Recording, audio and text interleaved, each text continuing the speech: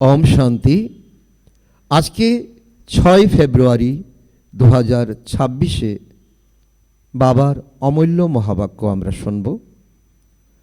आज के এই মহাবাক্যে বাবা বলেছেন, মিষ্টি বাচ্চারা, এই হলো চড়তি কলা অর্থাৎ আরোহণ সময়। ভারত দরিদ্র থেকে ধনীশালী হয়ে যায়। তোমরা বাবার থেকে সত্যযুগীয় রাজত্বের উত্তরাধিকার প্রাপ্ত করে নাও।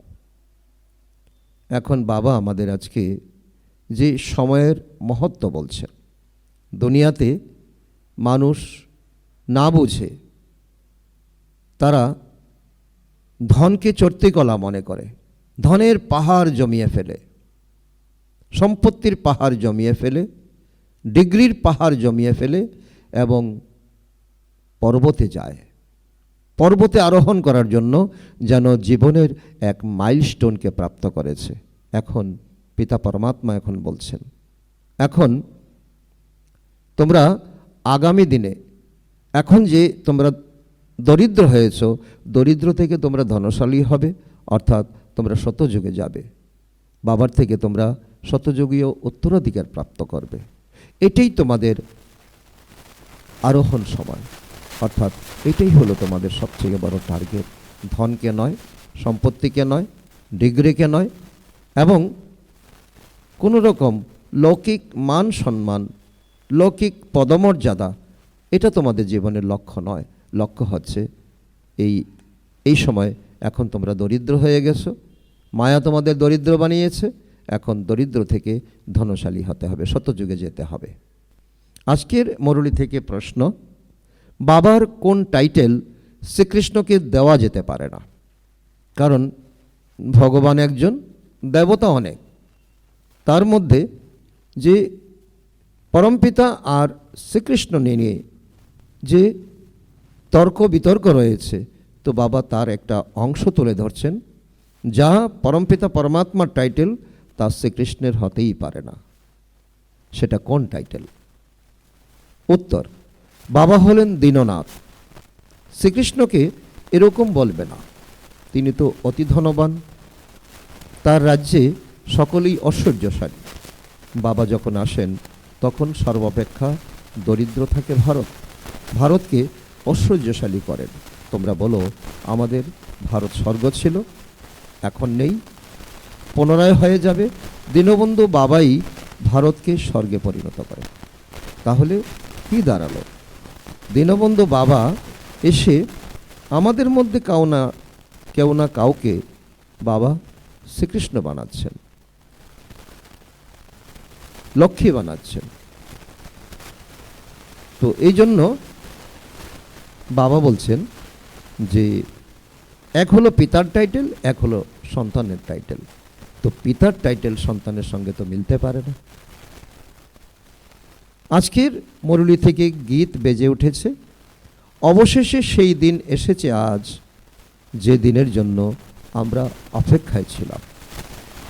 কোন দিন? এই দিন, যে সময় পরমাত্মা এসে আমাদেরকে প্রত্যক্ষভাবে জ্ঞান প্রদান করবেন। আমরা অজ্ঞানী হয়ে গেছি, আমরা দুঃখী হয়ে গেছি, পতিত হয়ে গেছি। ওম শান্তি। মিষ্টি মুষ্টি আত্মা রূপী বাচ্চারা এই গান শুনেছে, যেমন আত্মা গুপ্ত আর শরীর প্রত্যক্ষ। আমরা শরীরকে দেখতে পাই, আত্মাকে কিন্তু দেখতে পাই না। আত্মা গুপ্ত থাকে, শরীর প্রত্যক্ষ থাকে। আত্মাকে এই নয়ন দ্বারা কখনো দেখতে পাওয়া যায় না, গুপ্ত থাকে। আছে তো অবশ্যই, যার জন্য আমরা বলি বেঁচে আছি। কিন্তু এই শরীরের আবরণে তো আত্মা থাকে, অবশ্যই থাকে। এই শরীরের আবরণে ঢাকা থাকে, তাই বলা হয় আত্মা গুপ্ত। আত্মা স্বয়ং বলে, আমি নিরাকার, এখানে সাকারে এসে গুপ্ত হয়েছি। নিরাকার আমি ছিলাম, এখন যখন আমরা স্মৃতি পেয়েছি তখন আমরা আত্মিক অভ্যাস কী করে করব? আমি আত্মা, বীজ, আমি ছিলাম পরমধামে, এই দুনিয়াতে এসেছি, এই শরীরে প্রবেশ করেছি, শরীর বড় হয়ে গেছে, আত্মা ঢাকা পড়ে গেছে। আত্মাদের নিরাকারী দুনিয়া আছে, সেখানে গুপ্ত হওয়ার কোনো কথা নেই। সেখানে তো আত্মা, আত্মাই আত্মা। সেখানে পরমাত্মা থাকে, পরমাত্মা বেষ্টিত আত্মা, আমরা আত্মারা থাকি। এখন যারা আমরা শরীর ধারণ করে আমরা পাঠ করেছি, আমাদের বীজ হলো আমরা আত্মা। পরমপিতা পরমাত্মাও ওখানে থাকেন। বাবাকে বলা হয় সুপ্রিম। উচ্চ থেকেও উচ্চ হলো আত্মা, আর সর্বাপেক্ষা ঊর্ধ্বে থাকেন পরমাত্মা। বাবা বলেন, যেমন তোমরা গুপ্ত, আমাকেও গুপ্তভাবে আসতে হয়। আত্মা যেমন গুপ্ত, পরমাত্মাও গুপ্ত। আমি গর্ভ জেলে আসি না তোমাদের মতো, আমি কোনো মাতৃগর্ভে আসি না। একমাত্র শিব হিসাবেই আমার নামের প্রচলন রয়েছে। আমি এই শরীরে আসি, তথাপি আমার নাম পরিবর্তন হয় না। কেন? বাবা বলছে, আমি আসি কর্তব্য করতে, নামের তো কোনো প্রয়োজন নেই। আমি নিরাকার শিব আসি ব্রহ্মার শরীরে, তো ব্রহ্মার শরীর দ্বারা আমি কর্ম করি, কর্তব্য পালন করি, তো আমার নামের পরিবর্তন হওয়ার কোনো প্রশ্নই ওঠে না। কারণ বাবা এখানে পার্থক্য বোঝাচ্ছেন। কারণ আমরা আত্মারা কর্ম করি, আত্মা কর্ম করে যখন ভিন্ন ভিন্ন আমরা শরীরে আসি, তো ভিন্ন ভিন্ন শরীরে এসে আমরা কর্মের হিসাব নিকাশ যুক্ত করার জন্য আমরা বিভিন্ন নাম, রূপ, স্থান, কাল আমরা পরিবর্তন করি। তো ওনার আত্মার যে শরীর রয়েছে, ওনার নাম বদলে যায়। কারণ ব্রহ্মা বাবা ছিলেন দাদা লেকরাজ। ওনার শরীরে যখন পরমাত্মা আসেন, তখন ওনার নাম পরিবর্তন করেছেন পরমপিতা পরমাত্মা। ওনার নাম দিয়েছেন প্রজাপিতা ব্রহ্মা। তো আমাকে তো শিবই বলা হয়। আমি ছিলামও শিব, আর রয়েছিও শিব, থাকবও শিব। সকল আত্মাদের পিতা, উদ্ধারকর্তা, তোমাদের মুক্তিদাতা। তোমরা আত্মারা হলে এই শরীরে গুপ্ত, এই শরীর দ্বারা তোমরা কর্ম করো, আমিও গুপ্ত। তাহলে বাচ্চারা এখন এই জ্ঞান পাচ্ছ যে আত্মা এই শরীর দ্বারা আবৃত, আত্মা অপ্রত্যক্ষ, গুপ্ত, শরীর প্রত্যক্ষ। তো আমিও অশরীরী। বাবা গুপ্ত, তিনি এই শরীরের মাধ্যমে শোনান। সুতরাং তো আত্মাকে যদি আমরা বুঝি, এই শরীরে আমি আত্মা, আত্মা মালিক, আত্মা আমি কর্ম করছি, এই বিভেদ যখন বুঝব, তখন ব্রহ্মাকে দেখেও ব্রহ্মার শরীরে যে পরমাত্মা এসে জ্ঞান শোনাচ্ছেন, তো পরমাত্মাকে আমরা বুঝব। তোমরাও গুপ্ত, শরীরের দ্বারা শোনো। তোমরাও জানো যে বাবা এসেছেন ভারতকে পুনরায় দারিদ্রতা থেকে ঐশ্বর্যশালী করতে। তোমরা বলবে আমাদের ভারত, প্রত্যেকেই তো নিজের রাজ্যের উদ্দেশ্যে বলবে যে আমাদের গুজরাট, আমাদের রাজস্থান, আমাদের বলতে থাকলে তার মধ্যে মোহ থাকে। আমাদের ভারত দরিদ্র, তো এ তো সকলেই মানে, কিন্তু তারা জানে না যে আমাদের ভারত কবে ঐশ্বর্যশালী ছিল। গরিব এটা জানি, এখন সকলে কাঙ্গাল, কিন্তু ঐশ্বর্যশালী কবে ছিল, কীরকম ছিল? বাচ্চারা, তোমাদের অত্যন্ত নেশা রয়েছে। যারা তোমরা এখন স্পিরিচুয়াল নলেজ তোমরা শুনছো, আমাদের ভারত তো অতি ধনশালী ছিল, দুঃখের কোনো কথাই ছিল না। শতযুগে দ্বিতীয় আর কোনো ধর্মই থাকে না, একমাত্র দেবী দেবতা ধর্মই ছিল। একথা কেউ জানে না। ওয়ার্ল্ডের এই যে হিস্ট্রি, জিওগ্রাফি রয়েছে, তা কেউ জানে না। এখন তোমরা ভালোভাবে জানো যে আমাদের ভারত অত্যন্ত ঐশ্বর্যশালী ছিল। তো আত্মা গুপ্তকে তোমরা জেনেছো, পরমাত্মা গুপ্তকে জেনেছো, আর যে তোমাদের হিস্ট্রি, জিওগ্রাফি, তোমাদের ভারত এত ঐশ্বর্যশালী ছিল, তো তাও গুপ্ত, তাকেও তোমরা এখন জানছো। এখন অত্যন্ত দরিদ্র। এখন পুনরায় বাবা বলছেন যে ধন সমৃদ্ধ। বাবা এসেছেন পুনরায় তোমাদেরকে ধন সমৃদ্ধ করতে। বারবার তোমরা রাবণের কাছে হেরে যাও, বারবার তোমাদেরকে বাবা এসে ধন সমৃদ্ধ করেন। যখন দেবী দেবতাদের রাজ্য ছিল, তখন ভারত অত্যন্ত ঐশ্বর্যশালী ছিল। পরে সেই রাজ্য কোথায় গেল, কোথায় হারিয়ে গেল, কে নিয়ে গেল, তা কেউ জানে না। ঋষি মুনি ইত্যাদিরাও রচয়িতা এবং রচনাকে জানে না। তারা বলেন নেতি নেতি। বাবা বলেন শতযুগে দেবী দেবতাদের রচয়িতা এবং রচনার আদি মধ্য অন্তের জ্ঞান ছিল না। কারণ তারা দেবী দেবতা, তারা প্রালব্ধ ভোগ করছে, তাদের মধ্যে কোনো জ্ঞান নেই। যদি তাদেরও জ্ঞান থাকে যে আমরা সিঁড়িতে নামতে নামতে কলিযুগে চলে যাব, তাহলে রাজত্বের সুখ থাকবে কি? থাকবে না, চিন্তাগ্রস্ত হয়ে পড়বে। তো দেবতারা কখনো চিন্তাগ্রস্ত হতে পারে? এখন তোমাদের চিন্তা রয়েছে, কারণ তোমরা এখন পুরুষার্থ করছো, তোমাদের চিন্তা রয়েছে। আমরা শতপ্রধান ছিলাম, পুনরায় শতপ্রধান কি করে হব? আমরা আত্মারা যারা নির্বিকারী, আমরা নিরাকারী দুনিয়ায় ছিলাম, নির্বিকারী অবস্থায় ছিলাম, সেখান থেকে আবার শোকদামে কিভাবে এসেছি? এই জ্ঞানও তোমাদের রয়েছে, কারণ এখন তোমরা সঙ্গম যুগে হিরেতুল্য জীবনে তোমরা এখন পদার্পণ করেছ। এখন আমরা আরোহণ কলায় রয়েছি, ওপর দিকে চলছি, আমরা ওপর দিকে উঠছি। আমাদের মন, বুদ্ধি, চিন্তা, বৃত্তি সব কিছু এখন ঊর্ধ্বমুখী। এ হলো 84 জন্মের সিঁড়ি। ড্রামা অনুসারে প্রত্যেক একটার নম্বরের অনুক্রমে নিজ নিজ সময় অনুসারে এসে নিজেদের পার্ট প্লে করে। কত সুন্দর বিশ্লেষণ বাবা করছেন। বাচ্চারা, এখন তোমরা জানো যে দীনবন্ধু কাকে বলা হয়। তো এই দুনিয়া কিন্তু জানে না দীনবন্ধু কার উদ্দেশ্যে বলা হয়, কি তিনি এমন কর্তব্য করেছেন। গানেও শুনেছ যে অবশেষে সেই দিন এসেছে আজ, যেই দিনের জন্য প্রতীক্ষা করতাম সকল ভক্তরা, আমরা প্রতীক্ষা করতাম ভগবান কবে এসে আমাদের ভক্তদের এই ভক্তিমার্গ থেকে মুক্ত করে সদ্গতিতে নিয়ে যাবেন। তা এখন আমরা বুঝেছি, এখন সেই সময় আগত, পরমাত্মা এসেছেন, আমরাও এখন পরমাত্মার দ্বারে এসেছি, ঈশ্বরীয় বিদ্যালয়ে এসেছি। বাবা পুনরায় এই শরীরে প্রবেশ করেছেন, অবতরণ করেছেন। শিব জয়ন্তী যখন পালিত হয় তখন অবশ্যই আসেন। এমনও তো বলবেন না যে আমি কৃষ্ণের শরীরে আসি, না, বাবা বলেন কৃষ্ণের আত্মা 84 জন্ম নিয়েছেন। এ হলো ওনার অনেক জন্মের অন্তের অন্তিম জন্ম, এই ব্রহ্মার শরীর। এও বাবা ক্লিয়ার করে বুঝিয়ে দিয়েছেন, যিনি প্রথম স্থানাধিকারী ছিলেন তিনি এখন অন্তিমে হয়েছেন ততোত্তম। তেমন তোমরাও হবে, তোমাদের এখন অন্তিম সময়, তোমরা এখন পুরুষার্থ করো। যেমন ব্রহ্মা পুরুষার্থ করে নাম্বার 1 প্রাপ্ত করেছে, তোমরা পুরুষার্থ করো। আমি তো আসি সাধারণ শরীরে, তোমাদের এসে বলি তোমরা কিভাবে 84 জন্ম ভোগ করেছ। সর্দাররাও অর্থাৎ শিখ লোকেরা মনে করে এক ওঙ্কার হলেন পরমপিতা পরমাত্মা বাবা, তিনি বরাবর মানুষ থেকে দেবতায় পরিণত করেন। তাহলে কেননা আমরা দেবতা হয়ে যাই? তাদের মধ্যে এত সুন্দর সুস্থ ধারণা আছে, যারা দেবতা হয়েছিল তারা দৃঢ়ভাবে আঁকড়ে থাকবে।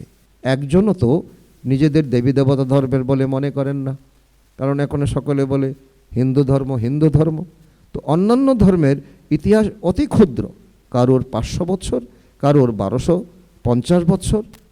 তোমাদের ইতিহাস হলো পুরো 5000 বছরের। দেবতা ধর্মাবলম্বীরাই স্বর্গে আসবে, অন্যান্য ধর্ম তো আসবে পরে, অর্থাৎ দ্রাপর যুগে তারা আসবে। তো দেবতা ধর্মাবলম্বীরা এখন ড্রামা অনুসারে কেউ অন্যান্য ধর্মে কনভার্ট হয়ে গেছে। এটাও বাবা তার ইতিহাস খুলে বলছেন, পরে এভাবেই কনভার্ট হবে। যেমনভাবে তারা অন্য ধর্মে কনভার্ট হয়ে গেছে, আবার তারা ফিরে আসবে, কারণ এখন সৃষ্টিচক্র ঘুরে এসে এখন আবার আত্মারা তোমরা ঘরে যাবে। কারণ যাওয়ার সময় তোমরা স্বপরিচয়ে, তো তোমরা স্বধামে যাবে, পুনরায় নিজের ধর্মে ফিরে আসবে। বাবা বোঝান, বাচ্চারা তোমরা বিশ্বের মালিক ছেলে, তোমরা বুঝো যে বাবা স্বর্গের স্থাপনা করেন। তাহলে আমরা কেন স্বর্গে যাব না? আমরা কেন স্বর্গে থাকবো না? আমরা কেন সত্যযুগের মালিক হব না? তো এমনভাবে নিজেকে এখন ঝালাই করতে হবে। তো বাবার থেকে আমরা অবশ্যই উত্তরাধিকার প্রাপ্ত করব। তাহলে এর দ্বারাই প্রমাণিত হয় যে এরা আমাদের ধর্মের। যাদের এমন তাগিদ থাকবে, এমন ইচ্ছা থাকবে, এমন নেশা থাকবে, বুঝে নেবে তারাই তোমাদের ধর্মের, তোমাদের কুলের। যারা হবে না তারা আসবেও না, শুনবেও না, বুঝবেও না। তারা বলবে পরধর্মে কেন যাব, আমরা তো ভালোই আছি। বাচ্চারা তোমরা জানো শতযুগ নতুন দুনিয়ায় দেবতাদের অনেক শোক ছিল, সোনার মহল ছিল, সোমনাথ মন্দিরে কত সোনা ছিল। তো এরকম তো অন্য কোনো ধর্মে হয়ই না। সোমনাথ মন্দিরের মতো এত মূল্যবান মন্দির কি আর হবে? কখনো হবে না। অনেক হিরে জহরাত ছিল, বুদ্ধাদিদের কোনো হিরে জহরাতের মহল থাকবে কি? না, থাকবে না। বাচ্চারা, তোমাদের যে বাবা এত উচ্চ বানিয়েছেন, তোমরা তাকে কত সম্মান করছো। সম্মান করা তো উচিত, তাই না? যিনি বাবা আমাদেরকে এই শ্রেষ্ঠ রাস্তা দেখিয়েছেন, মনে করে যে ভালো কাজ করে গেছে বাবা, বাবার কর্তব্য। আর বাবাকে আমরা কি বলবো? ওনার লীলা অপরাম অপার। এখন তোমরা জেনেছ যে সর্বাপেক্ষা ভালো কর্ম তো পতিত পাবন বাবাই করে যান। তোমাদের আত্মা বলে সর্বোত্তম সেবা অসীম জগতের বাবাই এসে করেন। আমাদের কাঙ্গাল থেকে রাজা, বেগার টু প্রিন্স করে দেন। যিনি ভারতকে স্বর্গে পরিণত করেন, ওনার সম্মান এখন কেউ রাখে না। তোমরা বাচ্চারা জানো, সর্বোচ্চ মন্দিরের গায়ন রয়েছে যা লুণ্ঠিত হয়েছে। কিন্তু বাবা এখানে প্রশ্ন করছেন যে লক্ষ্মীনারায়ণের মন্দিরকে কখনো কেউ লুণ্ঠন করেনি, সোমনাথ মন্দিরকে লুণ্ঠন করেছে। কেন করেছে? বাবা তার উত্তরে বলছে, সোমনাথ মন্দিরে কী ছিল? কোহিনূর হিরে দিয়ে তো শিবলিঙ্গ ছিল। কারণ আমাদের ভক্তি শুরু হয়েছে শিবলিঙ্গ দিয়ে। আমরা যখন ভক্তি শুরু করেছি তখন আমাদের অবিবেচারী ভক্তি ছিল, শিবেরই ভক্তি করতাম। আর সোমনাথই ভারতের প্রথম ইতিহাস। আর আমাদের এই দেবতাদের সম্পূর্ণ অর্থ এই মন্দিরেই কিন্তু ব্যয় হয়েছে। তার জন্য বাবা বলেন, তো লক্ষ্মীনারায়ণের মন্দির তো পরে হয়েছে, সেখানে তো এত হিরে রত্ন জহরত ছিল না।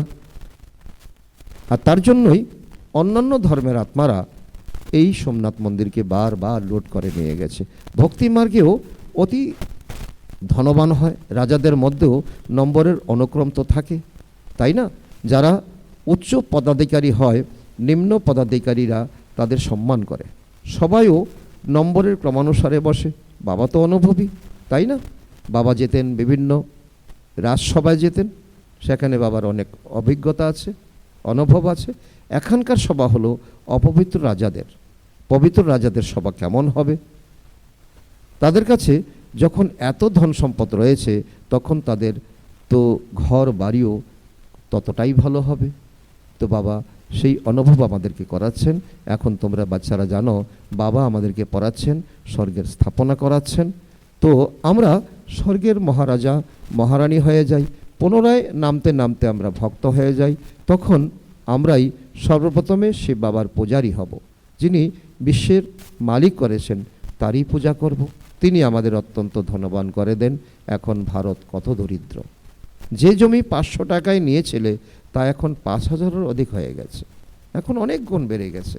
এসব হলো অফিসিয়াল দাম। ওখানে শতযুগে তো জমির মূল্যই থাকবে না, যার যতখানি চাই ততখানি নিয়ে নেবে। প্রচুর সংখ্যক জমি পরে থাকবে, মিষ্টি জলের নদীর ধারে তোমাদের মহল থাকবে, অতি অল্প সংখ্যক মানুষ থাকবে, প্রকৃতি হবে দাসী। তো ফল ফুলও অতি উত্তম গুণমানের পাওয়া যাবে। এখন কত পরিশ্রম করতে হয়, তবু অন্ন খাদ্য পায় না, ক্ষুধা তৃষ্ণায় অনেক মানুষ মারা যায়। তাই গান শুনলে তোমাদের রোমাঞ্চিত হওয়া উচিত। সেই দিনের জন্য আমরা অপেক্ষা করেছিলাম। বাবাকে দীনদয়াল বলা হয়। দীনদয়ালের অর্থ তো বোঝো, তাই না? কাউকে তো অসহ্যশালী করে কে? পিতা পরমাত্মা। অবশ্যই তো যেখানে আসবে তাদেরকে ধনবান করে দেবে। বাচ্চারা, তোমরা জানো, তোমাদের পবিত্র থেকে অপবিত্র হতে 5000 বছর লাগে, শতযুগ থেকে কলিযুগ আসতে। পুনরায় এখন বাবা অতি শীঘ্র অপবিত্র থেকে পবিত্র করে দেন, উচ্চ থেকে উচ্চ করে দেন। 1 সেকেন্ডে জীবন মুক্তি প্রাপ্ত হয়ে যায়। তারা বলে, বাবা আমরা তোমার। বাবা বলে, বাচ্চারা তোমরা হলে বিশ্বের মালিক। পুত্র সন্তানের জন্ম হয় আর উত্তরাধিকার হয়ে যায়, কত খুশি হয় না? আর কন্যা সন্তান দেখে চেহারা উদাস হয়ে যায়। এখানে তো সব আত্মারাই সন্তান, বাবার উত্তরাধিকার পাওয়ার যোগ্য। এখন জেনেছ যে আমরা 5000 বছর পূর্বে স্বর্গের মালিক ছিলাম। বাবা এমনভাবেই তৈরি করেছিলেন। শিব জয়ন্তী পালন করে, কিন্তু জানে না যে তিনি কবে এসেছিলেন। লক্ষ্মীনারায়ণের রাজ্য ছিল, সেটাও কেউ জানে না। জন্মদিন পালনের জন্য, অর্থাৎ শিবলিঙ্গের বড় বড় মন্দির তৈরি করে, কিন্তু তিনি কিভাবে এসেছেন, এসে কি করেছেন, কিছুই জানে না। একই বলা হয় ব্লাইন্ড ফেথ বা অন্ধশ্রদ্ধা। তারা এটা জানেই না যে আমাদের ধর্ম কি, তা কবে স্থাপিত হয়েছে। অন্যান্য ধর্মাবলম্বীরা জানে যে বুদ্ধ কবে এসেছিলেন, তিথি তারিখও রয়েছে। শিব বাবার লক্ষ্মীনারায়ণের কোনো তিথি তারিখ নেই। 5000 বৎসরের কথাকে লক্ষ লক্ষ বৎসর লিখে রেখেছে। লক্ষ লক্ষ বৎসরের কথা কি কারো স্মরণে আসতে পারে? ভারতে দেবী দেবতাদের ধর্ম ছিল, কবে ছিল তা বোঝে না। লক্ষ লক্ষ বছরের হিসাব তো ভারতের জনসংখ্যা সর্বাপেক্ষা অধিক হওয়া উচিত, ভারতের জমিও সর্বাপেক্ষা বৃহৎ হওয়া উচিত। বাবা সিম্পল উদাহরণ দিয়ে বলছেন, যদি লক্ষ লক্ষ বৎসর এই আমাদের দেবী দেবতার ধর্ম হয়ে থাকে, তাহলে ভারত অন্যান্য দেশ থেকে অনেক বড় হওয়া উচিত, জনসংখ্যা অনেক বেশি হওয়া উচিত, কিন্তু তা তো নয়। তো ভারতের জমিও সর্বাপেক্ষা বৃহৎ হওয়া উচিত। লক্ষ লক্ষ বৎসরে কত মানুষের জন্ম হয়, অগণিত মানুষ হয়ে যায়, তো এত তো নেই, আরও কম হয়ে গেছে। তো এই সমস্ত কথা বাবা বসে থেকে বোঝান। তো মানুষ যখন একথা শোনে তখন বলে যে এমন কথা তো কখনো শুনিনি, না শাস্ত্রতে পড়েছি। তো এই কথা তো বিস্ময়কর কথা।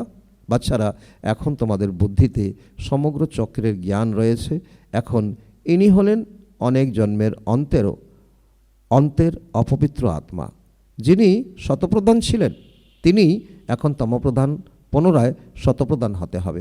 ব্রহ্মাকে লক্ষ্য দিয়েছেন, ব্রহ্মাকে তিনি এখন উল্লেখ করে বলছেন, যেমন ব্রহ্মা হয়েছে তোমাদেরও হতে হবে। আত্মারূপী তোমরা এখন শিক্ষা লাভ করছো। আত্মা কানের মাধ্যমে শোনে, তাই শরীর দুলতে থাকে, কারণ আত্মা শোনে, তাই না? অবশ্যই আমরা আত্মারা 84 জন্ম নেই, 84 জন্মে 84 জন মাতা পিতাকে অবশ্যই পেয়েছি। তো এও তো হিসাব, তাই না? বুদ্ধিতে আসে যে আমরা 84 জন্ম নেই, আবার স্বল্প মেয়াদি জন্মগ্রহণকারীও থাকবে। তো এমনি এমনি কি সকলে 84 জন্ম নেবে? না, নেবে না। বাবা বসে বসে বোঝান যে শাস্ত্রতে কী সব কথা লিখে রেখেছে। তোমাদের জন্ম তো তবু 84 জন্ম বলা হয়, তো আমার উদ্দেশ্যে তো কি বলা হয়, অনেক গ্লানি করা হয়, মন্দ বলা হয়, অগণিত হিসাব বহির্ভূত জন্ম বলে দেয়। কণায় কণায় পাথর মাটিতে ফেলে দিয়েছে আমাকে। বেশ, যেদিকে দেখি শুধু তুমিই তুমি, কৃষ্ণই কৃষ্ণ রয়েছে। মথুরা বৃন্দাবনে এমনই বলতে থাকে, কৃষ্ণই সর্বব্যাপী। রাধাপন্থীরা আবার বলে রাধাই রাধা, তুমিও রাধা, আমিও রাধা। তাহলে অবশ্যই একমাত্র বাবাই হলেন দীনবন্ধু। এই ভারত যা সর্বাপেক্ষা ঐশ্বর্যশালী ছিল, এখন সর্বাপেক্ষা দরিদ্র হয়ে গেছে। সেই জন্য আমায় ভারতে আসতে হয়। এ হলো পূর্ব নির্ধারিত ড্রামা। এতে সামান্যতম পার্থক্য হতে পারে না। ড্রামা যা শ্যুট করা হয়ে গেছে তা হুবহু পুনরাবৃত্ত হয়। এতে পাই অর্থাৎ অতি সামান্যতম পার্থক্য হতে পারে না। ড্রামাকেও জানা চাই। ড্রামা মানে ড্রামা, ওটা হলো পার্থিব জগতের নাটক, এটা হলো অসীম জগতের নাটক। তো এই অসীম জগতের ড্রামার আদি মধ্য অন্তকে কেউ জানে না। তাই দীনবন্ধু নিরাকার ভগবানকেই মানবে, কৃষ্ণকে তো মানবে না। কৃষ্ণ তো হয় ঐশ্বর্যশালী সত্যযুগের যুবরাজ, এই দীনদয়াল যাকে শ্রীকৃষ্ণ বানিয়েছেন। তো ঈশ্বরের তো নিজস্ব শরীর নেই। বাচ্চারা, উনি এসে তোমাদের ঐশ্বর্যশালী করে দেন, তোমাদের রাজযোগের শিক্ষা প্রদান করেন। অধ্যয়নের মাধ্যমে ব্যারিস্টার ইত্যাদি হয়, আবার উপার্জনও করে। বাবাও তোমাদের এখনই পড়ান, তোমরা ভবিষ্যতের নর থেকে নারায়ণ হয়ে যাও। তোমাদের জন্ম তো হবে, তাই না? এমন নয় যে স্বর্গ সমুদ্র থেকে বেরিয়ে আসবে। দেখিয়েছে যে দ্বারকা তো সমুদ্র নিতে চলে গেছে, আবার ভেসে উঠেছে। তো কৃষ্ণ তো জন্ম নিয়েছে, তাই না? কংসপুরী ইত্যাদি তো সেই সময় ছিল না। কৃষ্ণের নাম কত গাওয়া হয়, ওনার বাবার তো তেমন কোনো তো প্রশস্ত শোনা যায় না। ওনার বাবা কোথায়? কৃষ্ণ তো অবশ্যই কারোর সন্তান, তাই না? তো কৃষ্ণ যখন জন্ম নেয় তখন যৎসামান্য, অর্থাৎ এই দুনিয়ায় পতিত থাকে। তো এই শরীরে তিনি জন্মগ্রহণ করেন। তো যখন তা সম্পূর্ণ সমাপ্ত হয়ে যায় তখন সেই রাজসিংহাসনে বসে নিজের রাজত্ব গ্রহণ করে, আর তখন থেকেই ওনার অব্দ বা যুগের সূচনা হয়। তো সেটা হলো তো বিক্রমজিৎ সংবৎ, অর্থাৎ শতযুগ ত্রেতা, আর এখন হলো বিক্রম সংবৎ। লক্ষ্মীনারায়ণের থেকেই যুগের সূচনা হয়। তোমরা তো সম্পূর্ণ হিসাব লেখো না, ওনাদের রাজ্য এত সময়, আবার ওনাদের রাজত্ব এত সময়, তবেই মানুষ বুঝতে পারবে যে কল্পের আয়ু বড় হতে পারেই না। সম্পূর্ণ হিসাব 5000 বছরের। বাচ্চারা, তোমাদের বুদ্ধিতে তো আসে, তাই না? কাল আমরা স্বর্গের মালিক ছিলাম, বাবা আমাদের এরকম করেছিলে, তবেই তো আমরা শিব জয়ন্তী পালন করছি। তোমরা সব কিছুই জানো। ক্রাইস্ট, গুরু নানক আদিরা কবে আসবেন, এই জ্ঞান তোমাদের রয়েছে। ওয়ার্ল্ডের হিস্ট্রি, জিওগ্রাফি হুবহু পুনরাবৃত্তি হয়। এই পড়া কত সহজ। তোমরা স্বর্গকে জানো, বরাবর ভারত স্বর্গ ছিল। ভারত হলো অবিনাশী খণ্ড। ভারতের মতো মহিমা আর কারুর হতে পারে না। সকলকে পতিত থেকে পবিত্র করেন একমাত্র বাবাই। আচ্ছা, মিষ্টি মিষ্টি হারানিদি বাচ্চাদের প্রতি মাতা পিতা বাপদাদার স্মরণের স্নেহসুমন আর সুপ্রভাত। আত্মাদের পিতা তার আত্মারূপী বাচ্চাদের জানাচ্ছেন নমস্কার। আমরা আত্মারূপী সন্তানরা আমাদের মাতা পিতা বাপদাদাকে জানাই স্মরণের স্নেহসুমন, সুপ্রভাত ও নমস্কার। ধন্যবাদ বাবা, ধন্যবাদ। আজকের মুরলী থেকে ধারণার জন্য মুখ্যসার পয়েন্ট নাম্বার 1, ড্রামার আদি মধ্য অন্তের জ্ঞানকে বুদ্ধিতে রেখে সমস্ত চিন্তা পরিত্যাগ করতে হবে। একমাত্র শতপ্রধান হওয়ার চিন্তা রাখতে হবে। দ্বিতীয় পয়েন্ট, দীনবন্ধু বাবা ভারতকে দরিদ্র থেকে ঐশ্বর্য সমৃদ্ধে পরিণত করতে আসেন। সম্পূর্ণরূপে ওনার সাহায্যকারী হয়ে উঠতে হবে। নিজের নতুন দুনিয়াকে স্মরণ করে সদা খুশিতে থাকতে হবে। আজকের আমাদের আত্মাদের প্রতি বাবার বরদান, হৃদয়ে সদা এক রামকে অর্থাৎ শিব বাবাকে রেখে সত্যিকারের সেবা করা, মায়াজিৎ বিজয়ী ভব। হৃদয়ে সদা এক রামকে শিব বাবাকে রেখে সত্যিকারের সেবা করা, মায়াজিৎ বিজয়ী ভব। হনুমানের বিশেষত্ব দেখানো হয় যে সে সদা সেবাদারী মহাবীর ছিল। এজন্য নিজে জ্বলেনি, কিন্তু লেজের দ্বারা লঙ্কাকে জ্বালিয়ে দিয়েছিল। তো এখানেও যে সদা সেবাদারী, সেই মায়ার অধিকারকে সমাপ্ত করতে পারে। যে সেবাদারী নয়, সে মায়ার রাজ্যকে জ্বালাতে পারবে না। হনুমানের হৃদয়ে সদা এক রাম ছিল।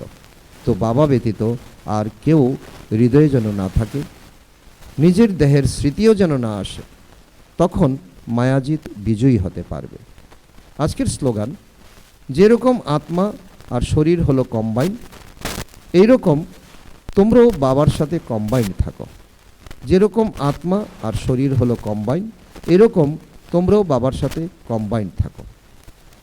আজকের অব্যক্ত ইশারা, একতা আর বিশ্বাসের বিশেষত্বের দ্বারা সফলতা সম্পন্ন হও। তার অন্তর্গত বাবা বলেছেন, সংগঠনে প্রত্যেকের বিশেষত্বকে দেখো, বিশেষ গুণই গ্রহণ করা আর দুর্বলতাগুলিকে সমাপ্ত করার প্রচেষ্টা করা, এটাই হলো বিধি একতার সংগঠন মজবুত করার। যেরকম তোমাদের সকলের ওঠা বসা চলা একই রকম, বা সকলের একই রকমের কথা, একই গতি, একই রীতি, একই নীতি, তো এরকম সংস্কারও সমান দেখা যাবে। ভিন্নতা থাকা সত্ত্বেও একে অপরের মধ্যে বিশ্বাস রেখে সকলের অভিমতকে সৎকার করো, এটাই হলো একতার আধার। আচ্ছা, ওম শান্তি।